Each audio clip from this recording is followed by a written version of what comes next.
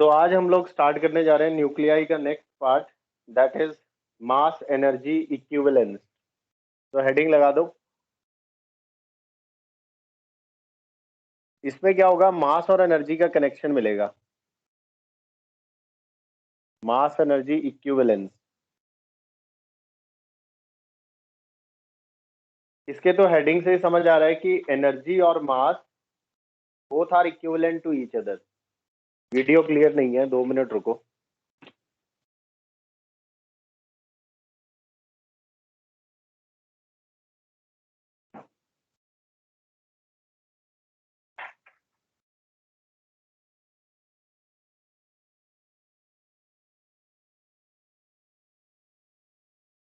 Video clear तो नहीं आ रही ना अभी?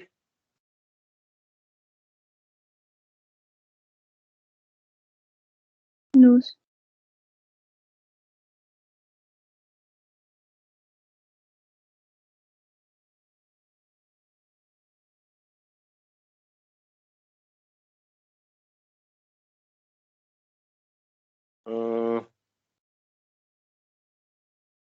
ये तो क्लियर हो नहीं रही।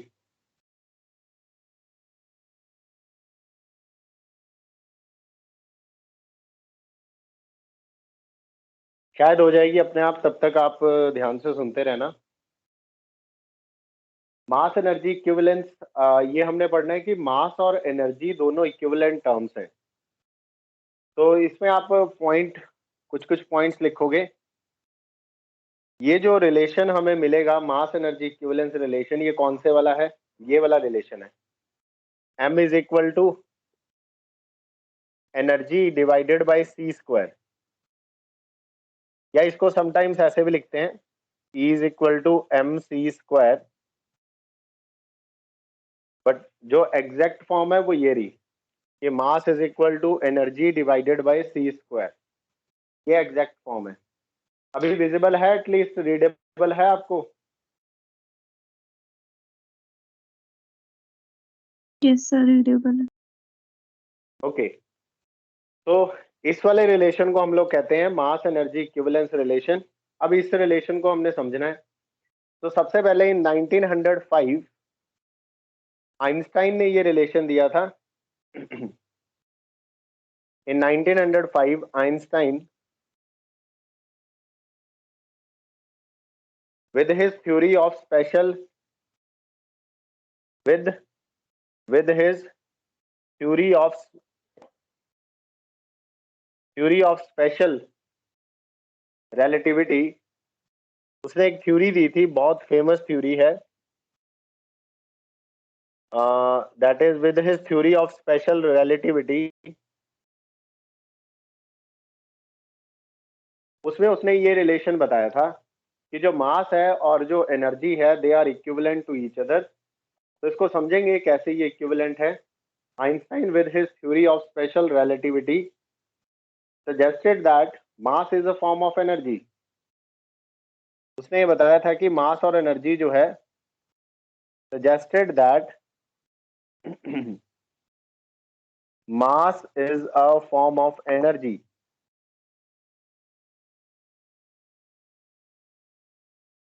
and they are interconvertible,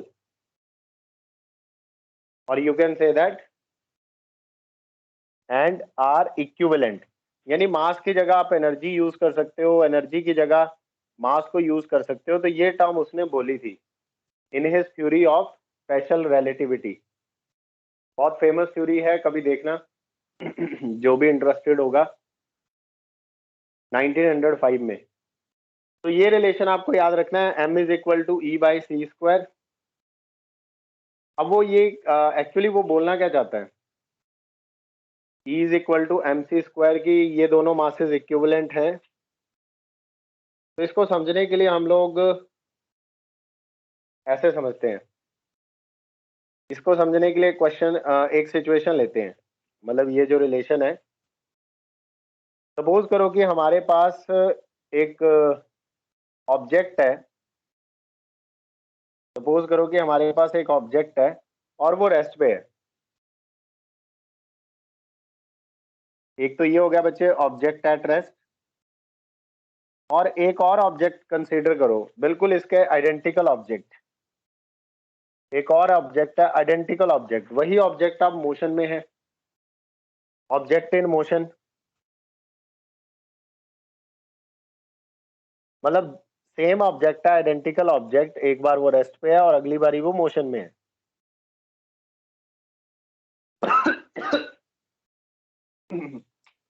sorry,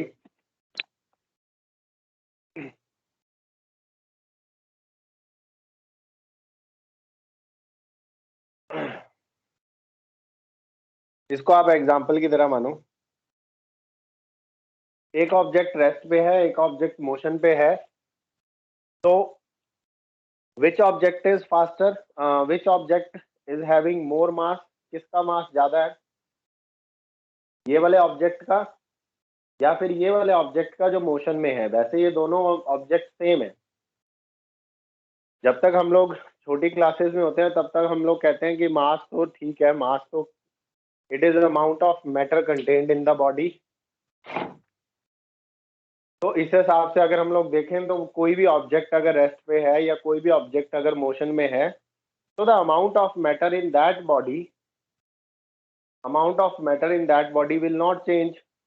तो हम लोग कहते हैं कि मास कांस्टेंट है, लेकिन आइंस्टाइन ने बताया कि मास कांस्टेंट नहीं है। अकॉर्डिंग टू आइंस्टाइन मास और एनर्जी जो है together together they are constant. Individually अगर आप बोलोगे कि mass is constant, energy is constant, तो ये बात ठीक नहीं है। ऐसा उसने आइंस्टाइन ने बोला था अपनी थ्योरी ऑफ स्पेशल रिलेटिविटी में। तो अगर कोई ऑब्जेक्ट रेस्ट में है और कोई ऑब्जेक्ट मोशन में है, तो ज्यादा मास इस ऑब्जेक्ट का है जो मोशन में है। तो यहाँ पे आप लिख सकते हो mass of moving object, mass of moving object is greater than mass of object is greater than mass of same object at rest। वही सेम ऑब्जेक्ट अगर रेस्ट पे है तो उससे ज्यादा मास होगा। अब इसको कैसे एक्सप्लेन करते हैं, रिलेशन तो उसने दिया ही है। द रीजन बीइंग कि इस ऑब्जेक्ट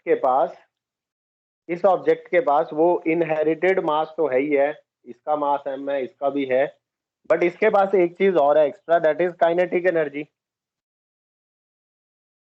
तो क्योंकि हमारा ये object with some kinetic energy move कर रहा है और एनर्जी के कॉरस्पॉन्डिंग कुछ ना कुछ मास तो होगा ही। आप ऐसे समझ सकते हो, अगर ऑब्जेक्ट रेस्ट पे है तो उसका मास है m, और अगर कोई ऑब्जेक्ट मोशन में है तो m तो उसके पास है ही है मास, बट उसके अलावा जो उसके पास एक्स्ट्रा मास आ रहा है, यानी उसका जो मास इंक्रीज कैसे हो गया, वो इस एनर्जी की वजह से हुआ। तो ये रिलेशन बताता है कि अगर आप किसी ऑब्जेक्ट की एनर्जी इंक्रीज करोगे, E, if you increase the energy of an object, तो देखो c तो लाइट की स्पीड है, तो ये तो कांस्टेंट चीज है। तो mass is directly proportional to energy, यही कहना चाह रहा है वो। तो अगर आप एनर्जी को इंक्रीज करोगे तो उसका मास भी इंक्रीज हो जाएगा by the same amount, but I mean same factor से वो इंक्रीज हो जाएगा। तो बच्चे यहाँ से आप समझ सकते हो कि एनर्जी आ गया, हम तो चाहते ही हैं एम जो होता है that is proportional to energy. तो अगर एनर्जी इंक्रीज हो रही है तो मास भी इंक्रीज होना चाहिए अकॉर्डिंग टू दिस रिलेशन, और इसलिए हम लोग कह रहे हैं कि मूविंग ऑब्जेक्ट का मास स्टेशनरी ऑब्जेक्ट से ज्यादा है। अब कितना ज्यादा आओ देखते हैं। तो जो ऑब्जेक्ट हमारा एक्स्ट्रा मास जो हमारे पास आ गया, एक्स्ट्रा मास, यहाँ पर जो एक्स्ट्रा मास है इस मूविंग ऑब्जेक्ट के पास, वो आया कहाँ से, how much it is, obviously जितनी काइनेटिक एनर्जी है उस ऑब्जेक्ट की डिवाइडेड बाय c स्क्वायर, ये उसके पास एक्स्ट्रा मास है। तो देयरफॉर हम लोग कह सकते हैं कि जो मूविंग ऑब्जेक्ट का जो मास है, मूविंग ऑब्जेक्ट का जो मास है that is equal to basically, इसका जो मास है मान लो m, तो एक तो उसके पास पहले से ही जब वो रेस्ट पे था तो एक मास तो उसका है ही है, प्लस एनर्जी की वजह से, मोशन में आने की वजह से उसके पास एक्स्ट्रा मास आ गया। अकॉर्डिंग टू आइंस्टाइन रिलेशन, तो प्लस एक्स्ट्रा मास, और इसी एक्स्ट्रा मास की वजह से क्या हुआ, ऑब्जेक्ट का जो मास है वो इंक्रीज हो गया। समझ आ रहा है बच्चों? Yes sir. तो फाइनली हम लोग कह सकते हैं कि जो मूविंग ऑब्जेक्ट है उसका मास m plus kinetic energy divided bye c square, ये उस ऑब्जेक्ट का मास है।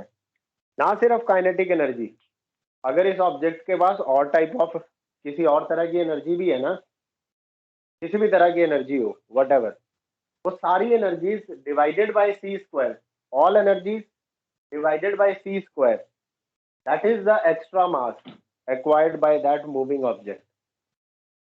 अब प्रॉब्लम ये है कि चलो एक्स्ट्रा वो हैवी हो जाती है, यानी अगर हम भी अगर मोशन में आ जाए तो हमारा मास इंक्रीज हो जाएगा। बट आप जरा डिनोमिनेटर को ध्यान से देखो, डिनोमिनेटर में जो टर्म है C square, that is a very very big term, उसकी वैल्यू बहुत बड़ी है। तो इसलिए ये जो इंक्रीज आ रहा है, ये जो एक्स्ट्रा मास है, ये हमें ऑब्जर्व नहीं होता डे टू डे लाइफ में। मतलब this extra mass is very very small because kinetic energy हम बहुत ज़्यादा नहीं अचीव कर पाएंगे, और कंपैरेटिवली सी स्क्वायर के ये एनर्जी बहुत कम होएगी, and that is why this term will be very very small. Yes it is small but it is not neglected. यही चीज हमने पढ़नी है, छोटी है लेकिन नेग्लेक्ट नहीं करेंगे, क्योंकि अब हम लोग न्यूक्लियर फिजिक्स पढ़ रहे हैं, तो इस केस में इसका बहुत बड़ा रोल है, तो नेग्लेक्ट नहीं कर सकते। यहाँ तक आपको बात समझ आई?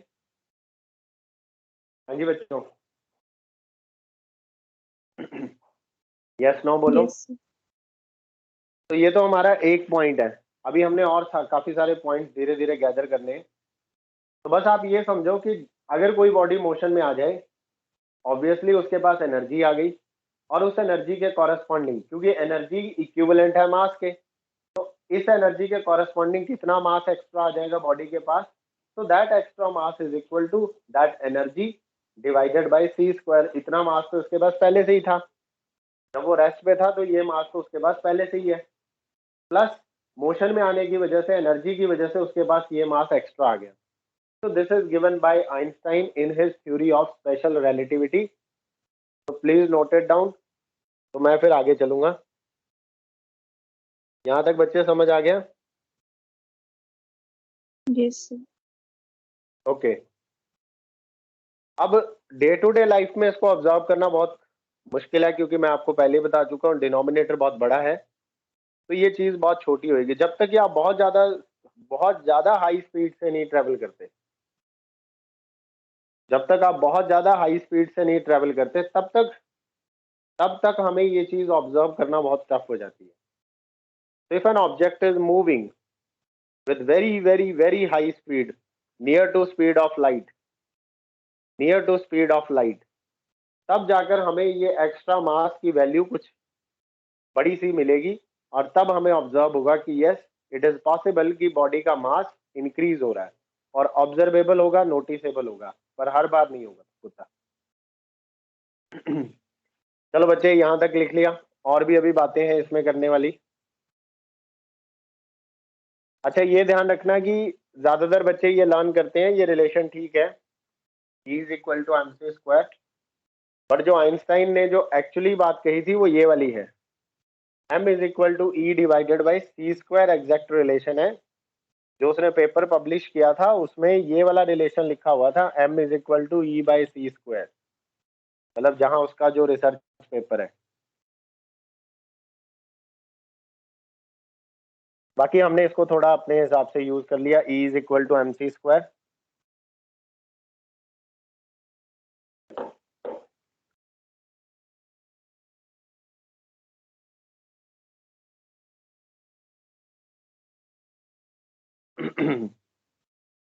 तो अब उसके बाद और भी कुछ इंपॉर्टेंट बातें हैं। सेकंड पॉइंट लिखो,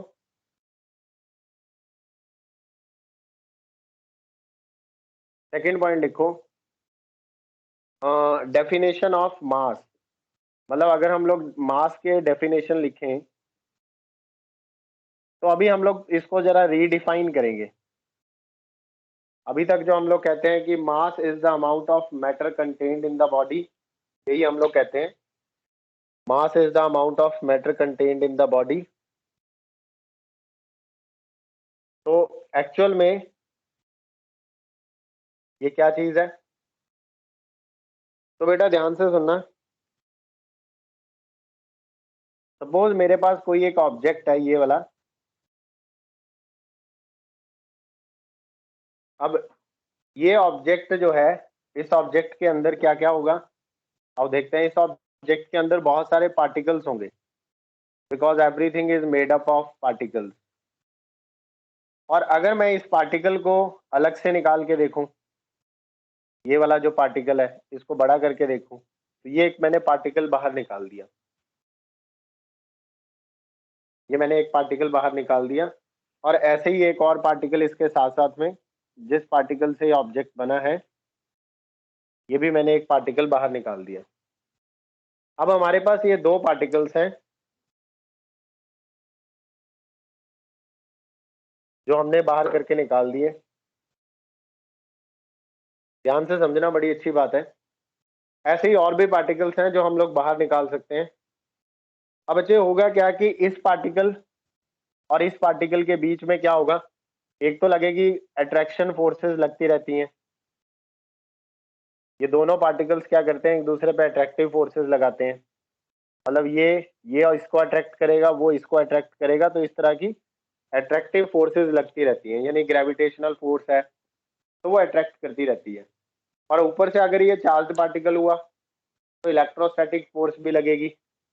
और हमें वैसे भी पता है कि पार्टिकल्स, सॉलिड के प्रॉपर्टीज है कि उसके पार्टिकल्स जो हैं they are continuously in motion. मतलब बहुत टाइप की एनर्जी है इनके बीच में, इन शॉर्ट।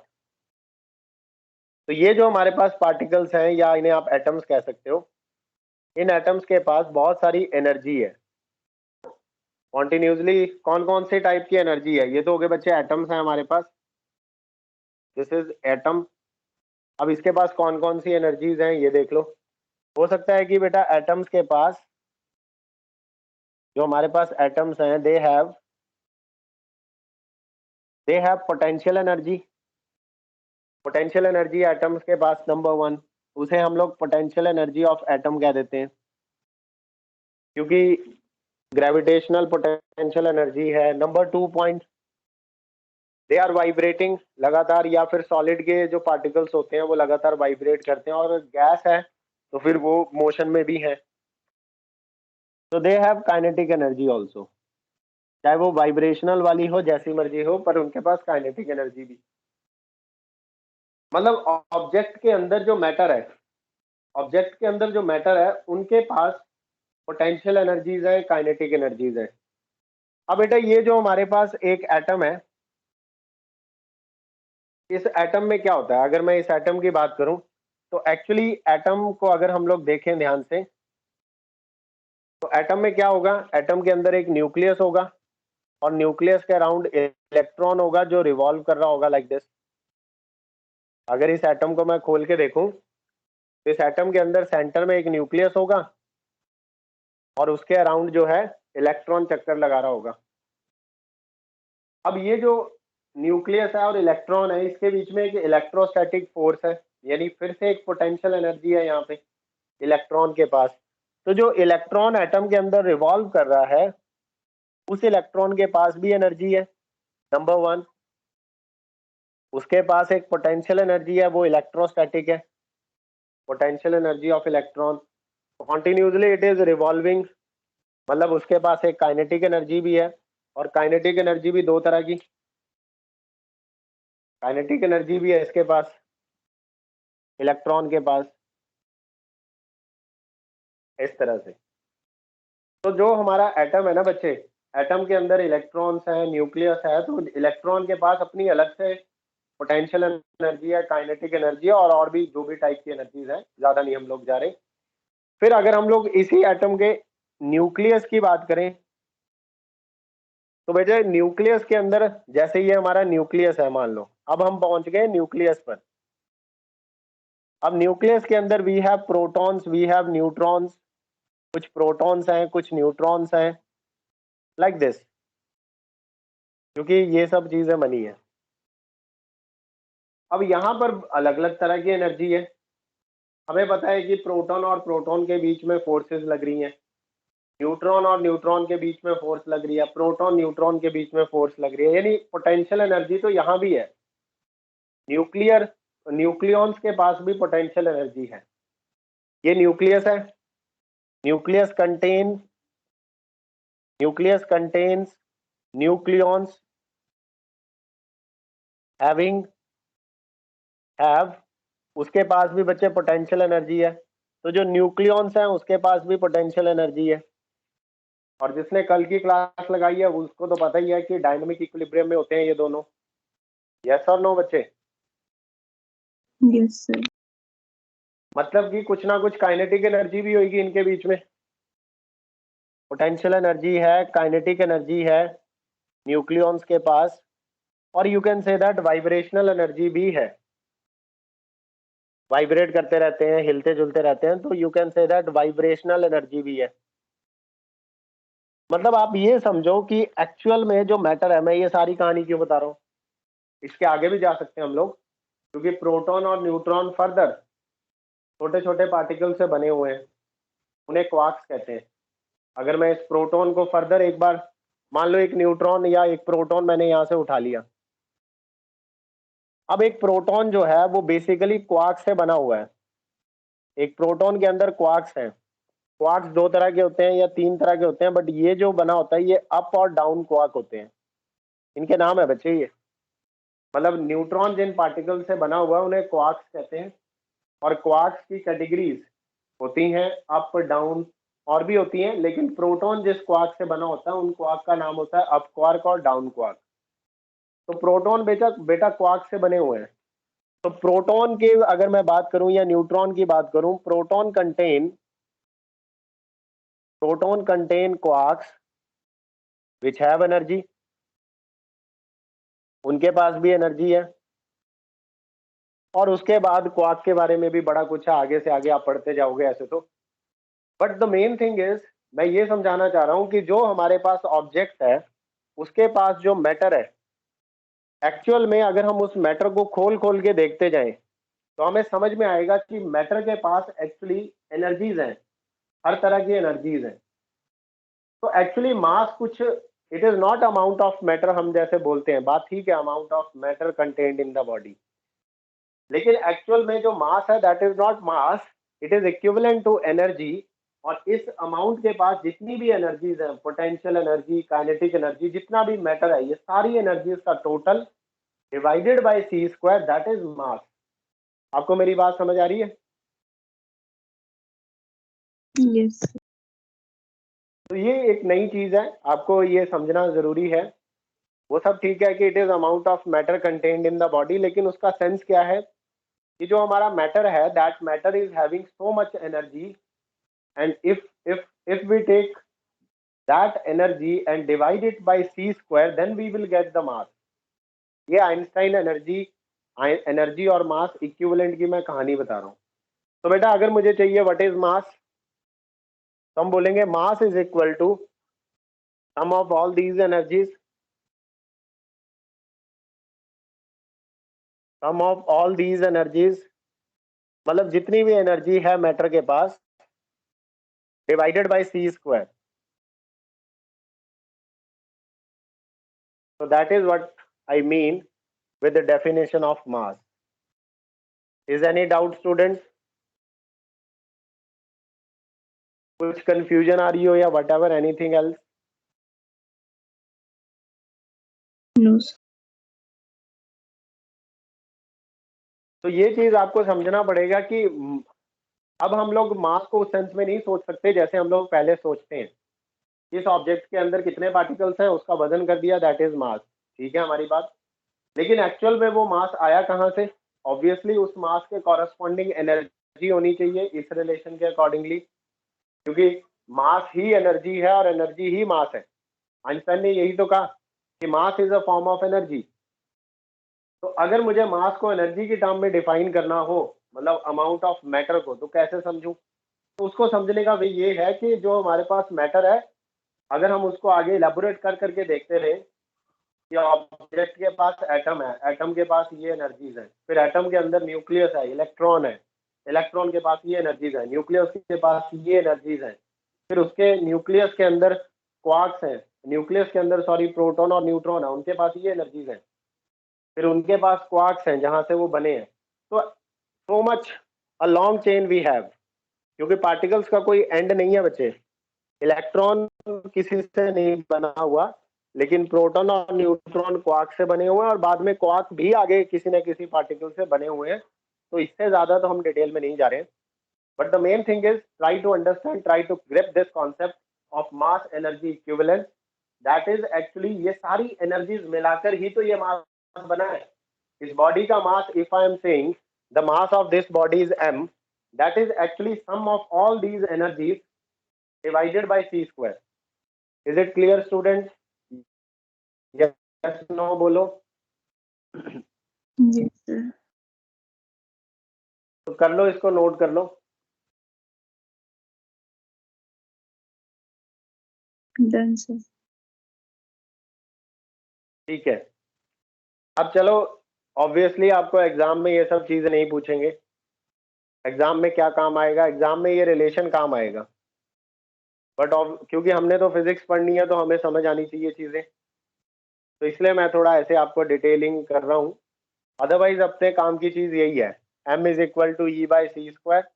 बट एक्चुअली जो हम लोग कर रहे थे वो सिर्फ इसको समझने की ट्राई कर रहे थे, इस रिलेशन की। अब 2 पॉइंट्स आपने लिख लिए बेटा, ये सेकेंड पॉइंट था। मतलब पहले मैंने लिखवाया कि आइंस्टाइन ने 1905 में थ्योरी ऑफ रिलेटिविटी दी, अपनी स्पेशल थ्योरी ऑफ रिलेटिविटी, उसमें उसने ये रिलेशन दिया। अब सेकंड, उसके रिलेशन के रिस्पेक्ट में ही हमने मास की डेफिनेशन दी, या फिर हम उसको समझने की ट्राई कर रहे हैं कि किसी भी बॉडी के मास को हम लोग कैसे समझ सकते हैं। तो हमने कहा एक्चुअली वो जितनी भी एनर्जी है उस वजह से है। हाँ, थोड़ा मोटा मास जो है, almost you can say that सारा का सारा मास भी एनर्जी की वजह से नहीं है। 99% मास जो है that is because of all these energies, and some 1% mass जो है वो बॉडी का अपना भी है। मतलब 1% मास जो है दैट इज इंट्रिंसिक मास, उसके पास थोड़ा मास अपना खुद का भी होता है, बाकी सारा मास जो है वो एक्स्ट्रा लेती है, कहां से? एनर्जी से। नाउ बेटा नंबर 3 पॉइंट लिखो। From Einstein theory of mass energy equivalence, ये थ्योरी आइंस्टाइन ने दी थी। फ्रॉम आइंस्टाइन थ्योरी ऑफ, लिखते रहो साथ में, from Einstein theory of mass energy equivalence, मैं डिक्टेट कर देता हूं, बस आप लिख लो। From Einstein theory of mass energy equivalent, we can understand that laws of conservation of mass, we can understand that laws of conservation of mass and conservation of energy, we can understand that laws of conservation of mass and conservation of energy cannot be independent laws, cannot be independent laws.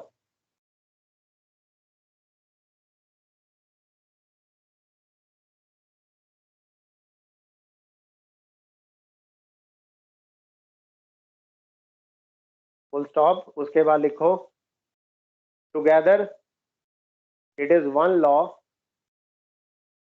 together it is one law called law of conservation of, together it is one law called law of conservation of mass energy, law of conservation of mass energy। तो ये एक ही law है basically, independent law नहीं है। It is law of conservation of mass energy. Law of conservation of mass अलग है, law of conservation of energy अलग है, नहीं, they are not independent, actually they are, it is together, it is a one law, मतलब it is unified law है। अगर आपने 11th class में फर्स्ट चैप्टर में हम लोग पढ़ते हैं कि फिजिक्स का नेचर कैसा है कि यूनिफिकेशन होती है फिजिक्स में, हमें यूनिफाई करना पड़ता है बहुत सारी चीज़ों को टाइम टू टाइम, तो ये उसका एक बहुत अच्छा एग्जांपल है कि यूनिफिकेशन चलती है। Law of conservation of mass energy together it is a single law. Yes बच्चे, इसमें कोई डाउट है? अब हम कह सकते हैं कि मास अलग से लॉ है और एनर्जी अलग से लॉ है, जो अभी हमने कॉन्सेप्ट पढ़ लिया कि उस बेसिस पर कह सकते हैं इंडिपेंडेंट है।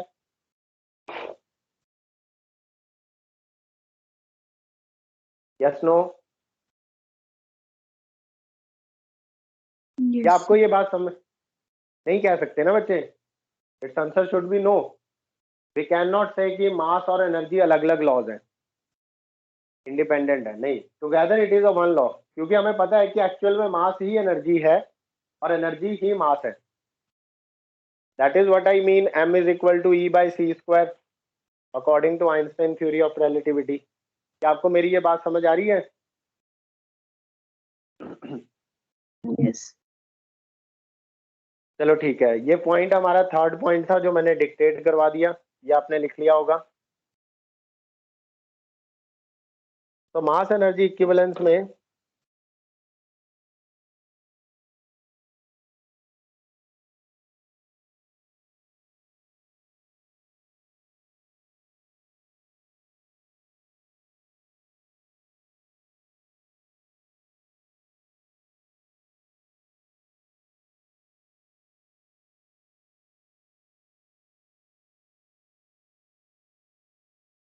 तो फाइनली हम लोग लिख सकते हैं, ऐसे लिख सकते हो बेटा, मास के लिए लिखो, मास इज अ प्रॉपर्टी, ऐसे भी लिख सकते हो जो हमने डिफाइन करना है। Mass is a property that all energy, mass is a property that all energy exhibits,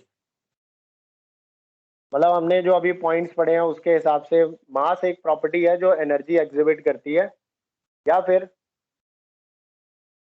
और you can say that mass is an idea mass is an idea about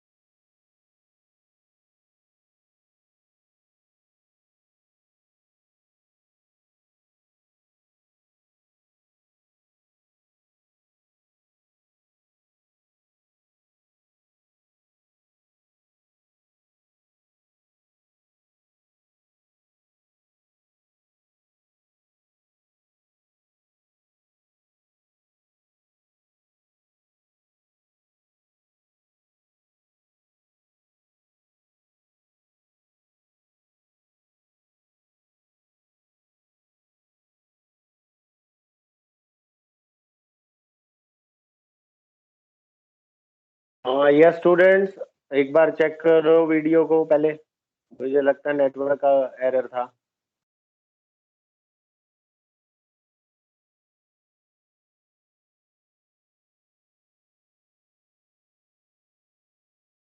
Clear.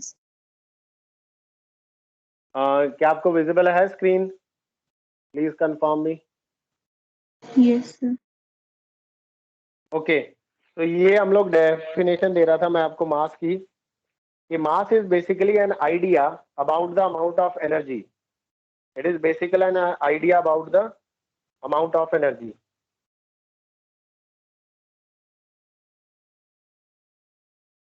अब इसके बाद बच्चे जो हमारे पास रिलेशन है, हमने कहा कि m is equal to E by C square, ये रिलेशन है, तो यहां से हम लोग निकाल लेते हैं, ये अगला पॉइंट है, मास के बारे में हमने लिख लिया।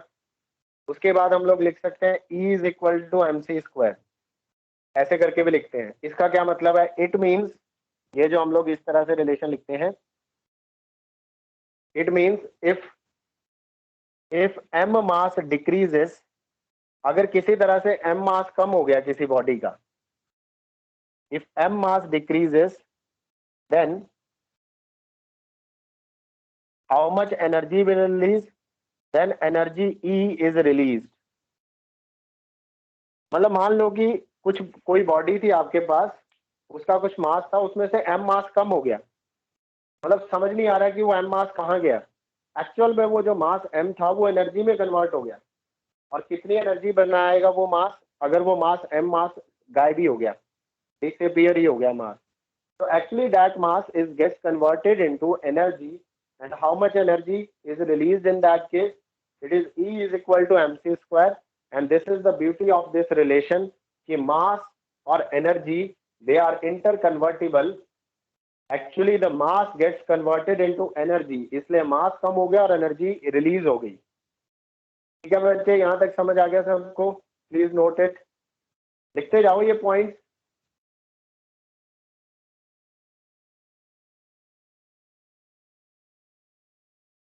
तो ये था हमारे पास बच्चे एनर्जी के बारे में बात। अब हम लोग देखेंगे, इसको आप ऐसे भी लिख लो, that is mass is converted to energy. मतलब एक्चुअल में मास कन्वर्ट हो गया एनर्जी में, that is mass is converted to energy. जितना मास डिसअपियर हुआ एक्चुअल में वो मास एनर्जी में कन्वर्ट हो गया। Please right it down.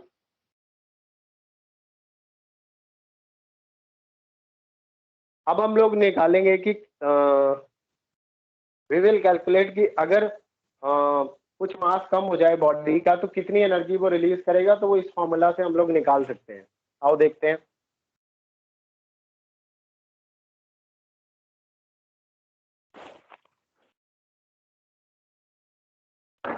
तो इसको आप क्वेश्चन लिखो, क्वेश्चन लिखो, find the amount of energy released, find the amount of energy released if, find the amount of energy released if one atomic mass unit, मतलब इतना मास जो है वो डिसअपियर हो जाए, disappears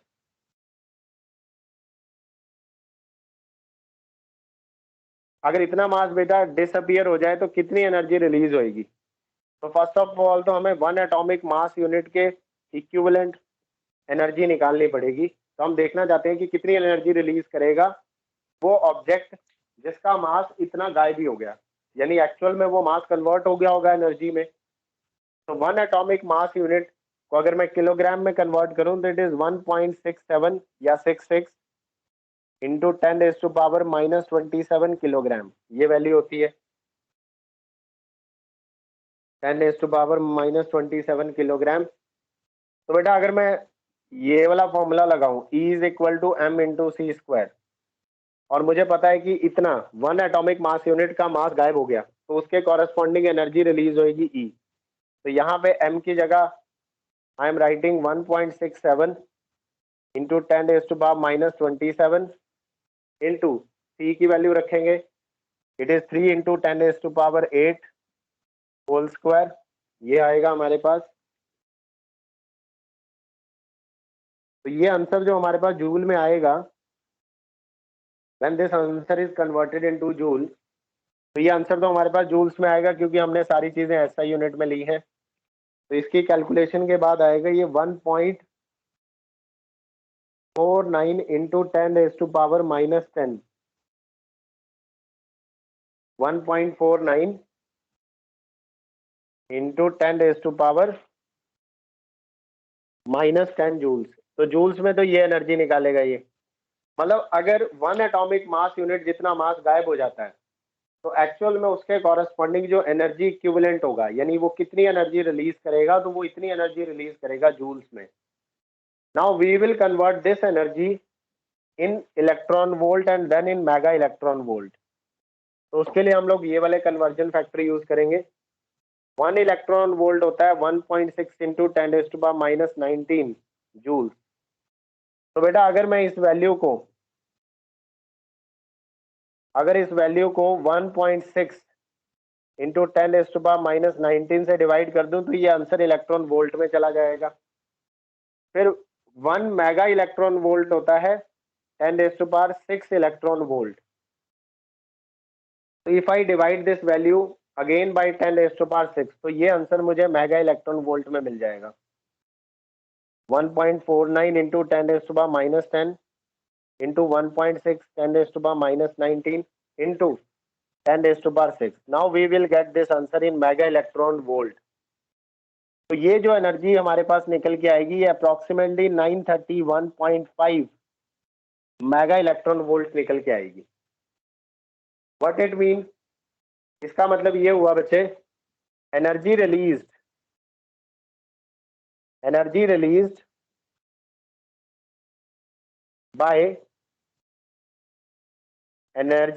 by decrease in 1 AMU mass, energy released by decrease in 1 AMU mass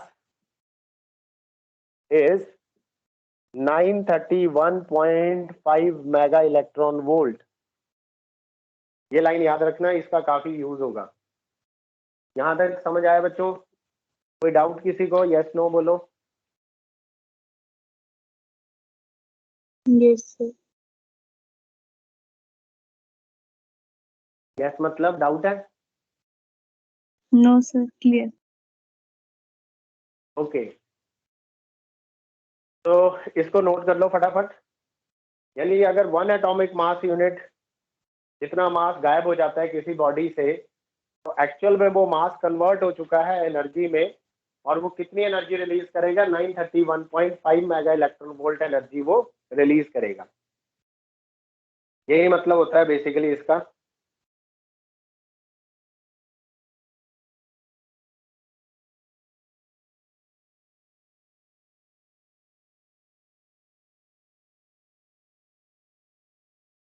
तो यहां से हम लोग एक फॉर्मूला बना सकते हैं, वो बाद में बनाएंगे। इतना नोट कर लो बेटा। Done. ओके अब हमारे पास नेक्स्ट टर्म आती है। अब हम समझ चुके हैं मास एनर्जी इक्विवेलेंस रिलेशन को, that is m is equal to E by C square, energy upon C square. ये एनर्जी ही कन्वर्ट होती है मास में, या मास ही कन्वर्ट होता है एनर्जी में। तो बेसिकली मास ही एनर्जी की एक फॉर्म है। तो ये सारी बातें अब हमने सीख ली। तो नेक्स्ट जो टर्म है that is called mass defect. अब हम लोग पढ़ने वाले हैं mass defect and binding energy. Heading लगा दो, mass defect and binding energy. तो पहले तो मास डिफेक्ट को पढ़ेंगे।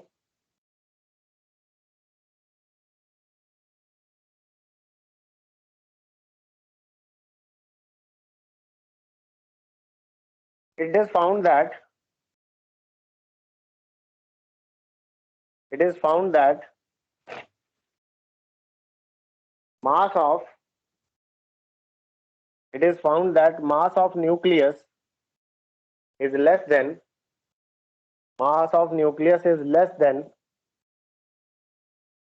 the sum of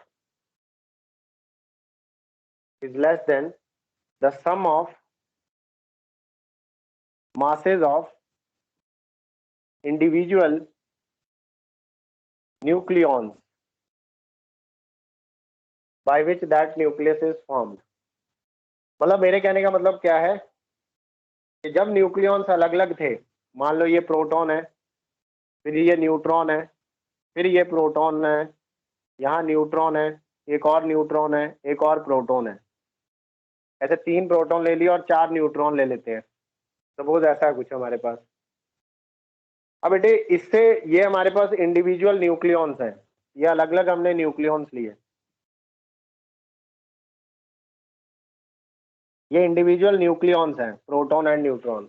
अब इनके कंपोजिशन से इनको कंबाइन करके अगर न्यूक्लियस बनेगा, सपोज इन सबको कंबाइन करके न्यूक्लियस बन गया, मतलब 3 प्रोटॉन और 4 न्यूट्रॉन को कंबाइन करके 1 2 3 4 1 2 और 3, मान लो ये हमारे पास न्यूक्लियस बन गया।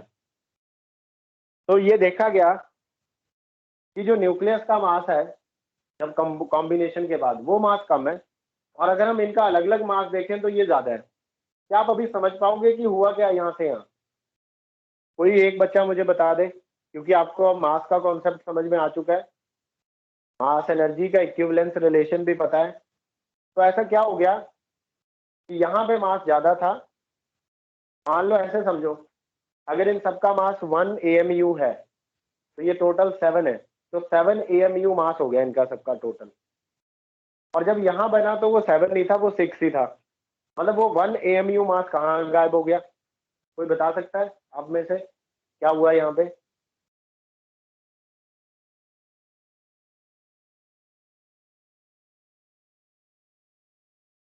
Anyone student?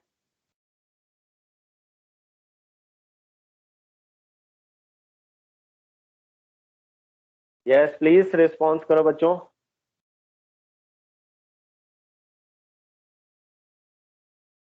मतलब न्यूक्लियस जब बना।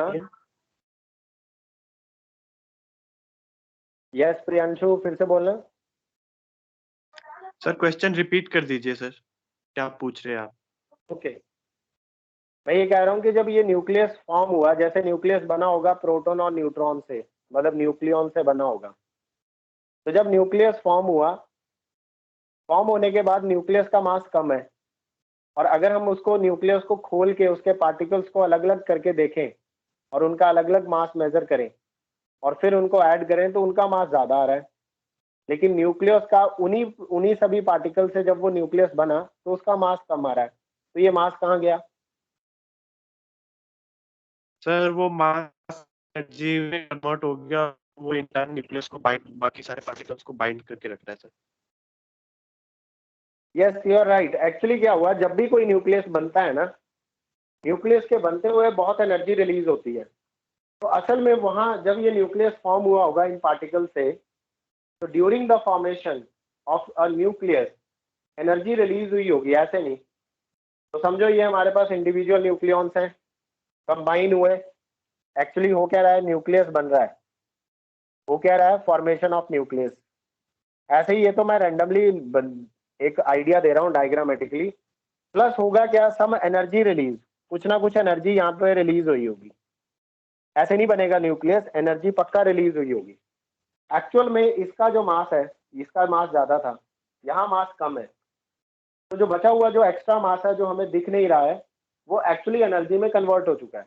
और दैट इज द रीजन कि during the formation of nucleus energy release होती है, and that energy release is because of the mass which is disappearing.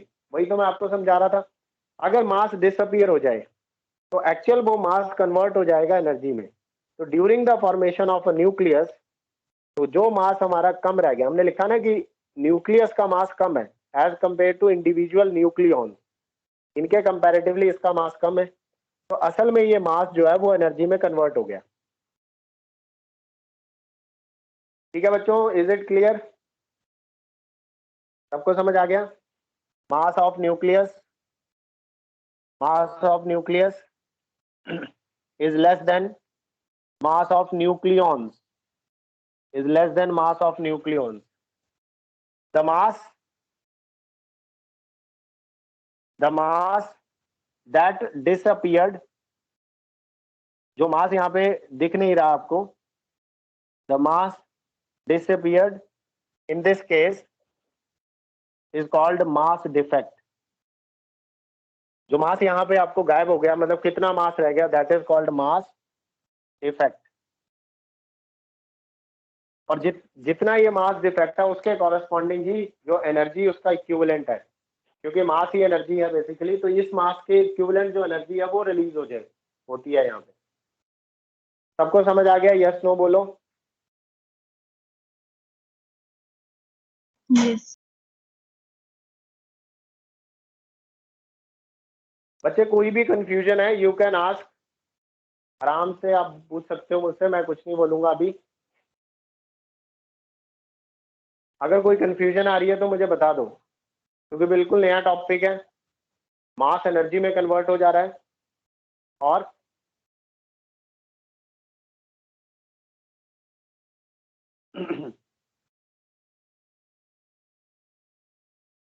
चलो इसको नोट कर लो। तो मैंने कहा what is mass defect, actually nucleus का मास अपने न्यूक्लियॉन से कम है, तो जो भी डिफरेंस आएगा इनके मास का, that is mass defect. Actual में वो मास गायब कैसे हो गया? वो मास गायब नहीं हुआ, आइंस्टाइन कहता है वो मास एनर्जी की फॉर्म में चला गया, और कुछ नहीं। तो बेटा सबका नोट हो गया, रब कर दूं ये? Yes. तो जो भी मास डिसअपियर हो गया उसी को हम लोग मास डिफेक्ट कहते हैं। आओ इसको समझते हैं और ज्यादा। इसके लिए एक फॉर्मूला निकालते हैं, और कितनी एनर्जी ये रिलीज करेगा वो सब हमें देखनी पड़ेगी।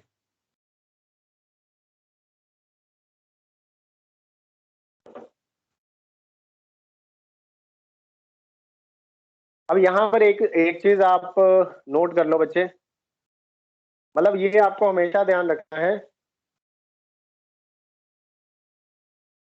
जब भी some amount of energy is release, बल्कि इसे तो आप याद रखो क्योंकि ये लाइन हम लोग बाद में यूज करेंगे। Some amount of energy is release, some amount of energy is release during formation of nucleus. always some amount of energy is released always during formation of nucleus। जब भी न्यूक्लियस बनेगा कुछ ना कुछ एनर्जी रिलीज करेगा ही। How much energy it will release वो तो हम पता कर ही लेंगे। तो ये लाइन पर आपको हमेशा याद रखनी है कि जब भी न्यूक्लियस बनेगा, एक्चुअल में होगा क्या, न्यूक्लियस का मास ज्यादा था, न्यूक्लियस बना तो मास कम हो गया, न्यूक्लियस का ओवरऑल मास कम है टोटल, तो वो मास एक्चुअल में जो बचा हुआ मास है वो एनर्जी में कन्वर्ट हो गया। इसलिए हम लोग कह रहे हैं कि जब भी न्यूक्लियस बनेगा तो during the formation of nucleus हमेशा एनर्जी रिलीज होगी। इस चीज को अपने दिमाग में बिठा लेना। Some amount of energy is released always during formation of nucleus. चलो हम लोग आगे चलते हैं, मास डिफेक्ट के लिए एक फॉर्मूला निकालना है। तो मान लो बच्चे कि हमारे पास सपोज करो कि हमारे पास एक न्यूक्लियस है एक्स, उस न्यूक्लियस का जिस एटम का है वो उसका एटॉमिक नंबर Z है, उसका मास नंबर A है, जो भी हमारे पास न्यूक्लियस है। तो ये हमारा न्यूक्लियस है X। तो हमें चाहिए मास डिफेक्ट। तो बेटा जो मास डिफेक्ट आएगा इसको हम लोग डेल्टा M से डिनोट करेंगे, and it is given by mass of nucleons plus mass of minus mass of nucleons minus mass of nucleus. अब ये इकट्ठा पूरे न्यूक्लियस का मास है, ये इंडिविजुअल मास है। अब न्यूक्लियॉन्स में क्या आएंगे, हमारे पास प्रोटॉन्स आएंगे और न्यूट्रॉन्स आएंगे, तो हम लिख सकते हैं mass of protons plus mass of neutrons. ये तो हो गया न्यूक्लियॉन्स का मास। अब इसमें से हमें माइनस करना पड़ेगा मास of nucleus, that is mass of nucleus. ना बेटा जो प्रोटॉन का मास है, प्रोटॉन किसके इक्वल होते हैं हमें पता है, Z क्या रिप्रेजेंट करता है, नंबर ऑफ प्रोटॉन्स को रिप्रेजेंट करता है। तो अगर एक प्रोटॉन का मास हम लोग MP ले लें, मास ऑफ 1 प्रोटॉन, वहां पे total Z number of protons है उस न्यूक्लियस के पास, तो टोटल मास ऑफ प्रोटॉन हो जाएगा Z इंटू P प्लस एक न्यूट्रॉन के मास को आप MN ले लो। और नंबर ऑफ न्यूट्रॉन्स कैसे निकलते हैं, number of neutrons is mass number minus atomic number. तो जितने नंबर ऑफ न्यूट्रॉन्स हैं A माइनस Z, उसके साथ नंबर ऑफ न्यूट्रॉन्स को मल्टीप्लाई कर दो, you will get mass of neutrons. इसमें से अगर हम लोग माइनस कर दें न्यूक्लियस का मास, हमारा न्यूक्लियस है X, तो अगर हम इस X का मास माइनस कर दें न्यूक्लियस का मास जितना भी है, then we will get mass defect. ठीक है बच्चे, समझ आ गया सबको? This is formula of mass defect. Yes और नो? X क्या है हमारा, X से ध्यान रखना, X हमारा न्यूक्लियस है, ठीक है।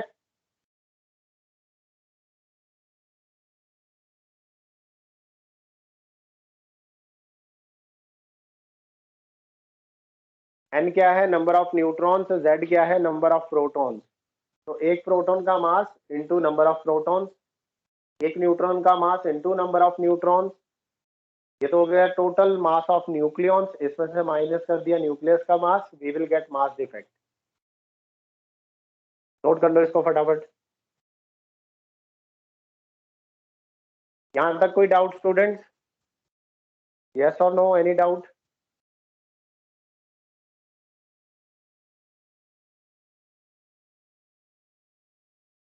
मेरी आवाज आ रही है आप तक? Yes. ओके अब देखेंगे कि कितनी एनर्जी रिलीज होती है। तो दिस इज मास डिफेक्ट, कि कितना मास डिसअपियर हो गया या कितना मास कम है, तो that is called mass defect. तो आप ऐसे भी कह सकते हो, it is difference between the mass of nucleus and the mass of individual nucleons, total mass of individual nucleons.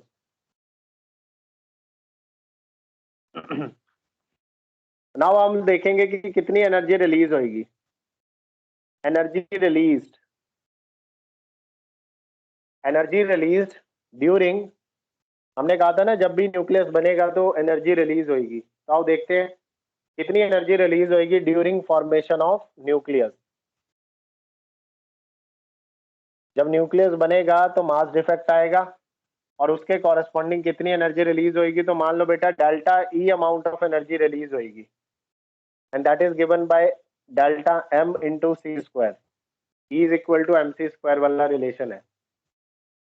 तो बेटा मास डिफेक्ट तो हमें पता ही है, mass defect is number of protons into mass of one proton plus number of neutrons into mass of one neutron minus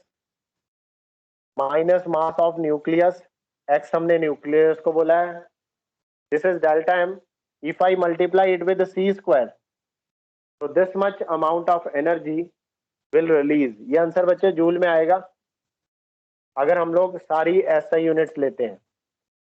तो इतनी energy release होती है जब कोई न्यूक्लियस फॉर्म होता है। तो this is amount of energy release during the formation of nucleus, क्योंकि जब न्यूक्लियस बना है तो इतना डिफेक्ट आ गया मास में, और अगर ये मास कन्वर्ट हो गया एनर्जी में, तो कैसे निकलेगा, इसको सी स्क्वायर से मल्टीप्लाई कर दो, एनर्जी मिल जाएगी कितनी एनर्जी रिलीज हुई है। इस रिलेशन को हम लोग इस तरह से भी लिख सकते हैं।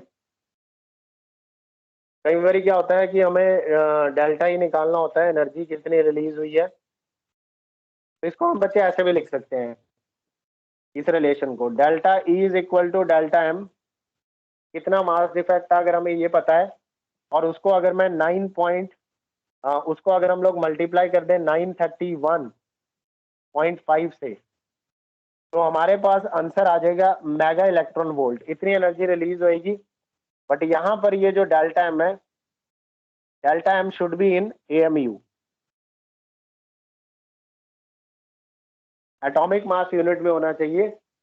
मतलब आप इन शॉर्ट बोलो कि अगर आपको मास डिफेक्ट पता है कि कितने AMU का मास डिसअपियर हो गया during the formation of nucleus, और हमें पता है 1 AMU के कॉरेस्पॉन्डिंग इतनी एनर्जी रिलीज होती है, तो जितना भी मास डिसअपियर हुआ है उसको अगर हम लोग 931.5 से मल्टीप्लाई कर दें, then we will get कि how much energy will release during the formation of nucleus.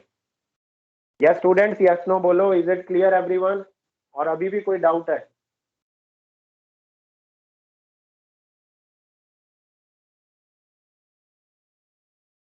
No, sir. तो बेटा this is how we can find out कि कितनी एनर्जी रिलीज हुई है। तो इतनी एनर्जी रिलीज होती है during the formation of nucleus. अब ये बाइंडिंग एनर्जी क्या है, इसी को हम लोग बाइंडिंग एनर्जी भी कहते हैं, this is also called binding energy. क्यों? मतलब बेटा जितनी एनर्जी रिलीज होगी न्यूक्लियस को बनाते हुए, चलो आगे चलते हैं, यहाँ तक क्लियर है? ऑब्वियसली अगर इतनी एनर्जी रिलीज हुई है during the formation of nucleus, अब न्यूक्लियस बन के तैयार हो गया, अगर हम लोग उस न्यूक्लियस को अब दोबारा से तोड़ना चाहते हैं, मतलब न्यूक्लियस के अंदर से उसके पार्टिकल्स को सेपरेट करना चाहते हैं न्यूक्लियस को ब्रेक करके, ऑब्वियसली जितनी एनर्जी रिलीज हुई थी उतनी एनर्जी अगर हम लोग दे दें उस न्यूक्लियस को फिर से, तो जितनी एनर्जी हम उसको देंगे, ऐसे मत समझो कि एनर्जी दे रहे हैं आप, ऐसे समझो मास दे रहे हो उसे। न्यूक्लियस का मास कम है, बाहर से आपने एनर्जी दी, असल में आपने बाहर से मास दिया उस न्यूक्लियस को, तो जो मास कम हो गया था हमने वही मास उस न्यूक्लियस को दोबारा दे दिया और उसके न्यूक्लियॉन्स सेपरेट हो गए। तो बेसिकली बाइंडिंग एनर्जी इसी को कहते हैं। This is equal to binding energy also. तो आप ऐसे कह सकते हो it is equal to binding energy. It is also called binding energy. जितनी एनर्जी रिलीज हुई है बेटा इसको बाइंडिंग एनर्जी कहते हैं। That means how much energy is required to separate the nucleus. दूसरे सेंस में कह रहे हैं बनाने के लिए भी इतनी एनर्जी चाहिए, इतनी एनर्जी रिलीज होएगी, और रिक्वायरमेंट कितनी है तोड़ने के लिए न्यूक्लियस को, वो भी इतनी एनर्जी ही चाहिए हमें। तो इसलिए ज्यादातर बाइंडिंग एनर्जी को डिफाइन किया जाता है कि न्यूक्लियस को ब्रेक करने के लिए कितनी एनर्जी रिक्वायर्ड है, ऐसे करके डिफाइन करते हैं। बाकी जरूरी नहीं है कि ऐसे ही डिफाइन करना है। You can also say during the formation of nucleus the amount of energy release, कितनी एनर्जी रिलीज हुई है that is equal to binding energy, ऐसे भी कह सकते हैं। तो इस अगर आपसे बोले फाइंड बाइंडिंग एनर्जी तो यही फॉर्मूला है, डेल्टा ई निकालना है आपको, इसी को बाइंडिंग एनर्जी कहते हैं। अब इसकी डेफिनेशन लिख लो, यहां तक हो गया होगा आपका सबका। अब इसकी डेफिनेशन लिख लो, बाइंडिंग एनर्जी हेडिंग लगा के। देखो बेटा, it is the amount of energy release, binding energy heading लगा के लिखो, it is the amount of energy release to separate, it is the amount of energy released to separate all the nucleons from the nucleus.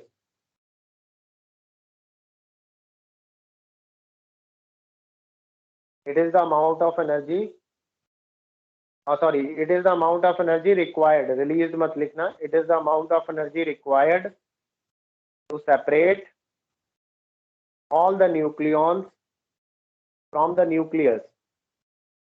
I repeat, it is the amount of energy required to separate all the nucleons from the nucleus, and it is given by this formula. इतनी ही energy हमें चाहिए होगी अगर हमने किसी nucleus को break करके उसके न्यूक्लियस को सेपरेट करना है, और जब न्यूक्लियस बनेगा तब इतनी एनर्जी रिलीज होएगी, और अगर न्यूक्लियस को तोड़ना है तो इतनी एनर्जी न्यूक्लियस को देनी पड़ेगी उसके न्यूक्लियस को सेपरेट करने के लिए, and this is called binding energy. यहां तक बच्चे किसी को कोई डाउट है प्लीज आस्क।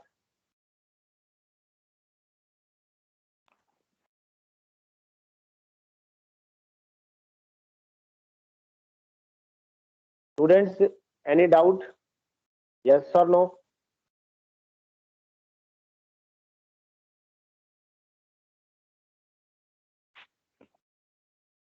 बेटा रिस्पॉन्स करो, समझ आ गया इतना? Clear sir. ओके, अब ये बस एक लास्ट लाइन लिखो और तब आज की क्लास खत्म करेंगे, फिर कंटिन्यू करेंगे अगली बार। इसे आप नोट में लिख लो।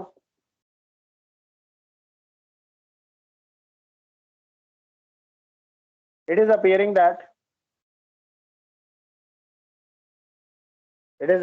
from the definition. It is appearing from the definition of binding energy.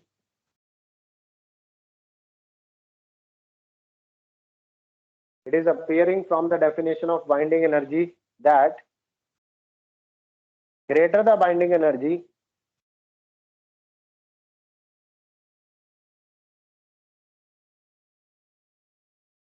greater will be stability of nucleus.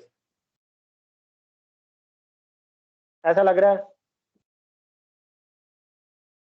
कि जितनी ज्यादा किसी न्यूक्लियस की बाइंडिंग एनर्जी होगी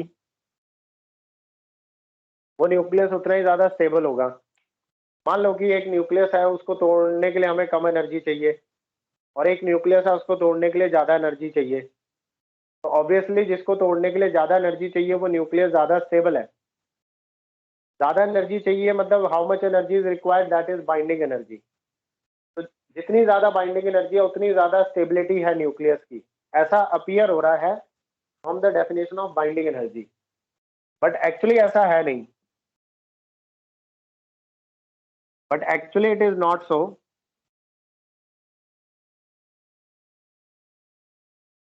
actually it is not true. सही क्या है वो हम लोग कल पढ़ेंगे, लेकिन ये बात आपको ध्यान रखनी है, डेफिनेशन से तो देख के ऐसे लग रहा है कि जिसकी बाइंडिंग एनर्जी ज्यादा है अगर किसी न्यूक्लियस की, तो उस न्यूक्लियस की स्टेबिलिटी ज्यादा होगी क्योंकि उसको तोड़ने के लिए ज्यादा एनर्जी चाहिए, ऐसा अपीयर हो रहा है। बट असल में ऐसा नहीं है कि वो न्यूक्लियस तो स्टेबल होगा अगर उसकी बाइंडिंग एनर्जी ज्यादा है, क्योंकि ऐसे भी बहुत सारे केसेस हैं कि जिसकी बाइंडिंग एनर्जी कम है लेकिन वो न्यूक्लियस ज्यादा स्टेबल है, ऐसे हैं केसेस। तो एक्चुअली ऐसा नहीं है, actually it is not true. So what is correct actually? It is the binding energy. It is the binding energy per nucleon. It is the, ये सिंगल टर्म है, it is the binding energy per nucleon. एक nucleon के पास कितनी energy है ये decide करेगा nucleus की stability. It is the binding energy. It is not the binding energy. It is binding energy per nucleon. It is the binding energy per nucleon which is responsible for, या which is the only criteria, which is the only criteria for stability of a nucleus। तो बेटा ये line लिख लो, मतलब हमने जो next class start करनी है अपनी, उसमें हम लोग बाइंडिंग एनर्जी पर न्यूक्लियन से स्टार्ट करेंगे। अब आप इसके बारे में सोच के आना, दिस इज योर होमवर्क, कि ऐसा कैसे हो गया कि बाइंडिंग एनर्जी नहीं है वो क्राइटेरिया जो न्यूक्लियस की स्टेबिलिटी को डिसाइड करेगा। Actually it is binding energy per nucleon which will decide stability. So this is your homework. Try to find out answer of this question. So rest we will do in our next class.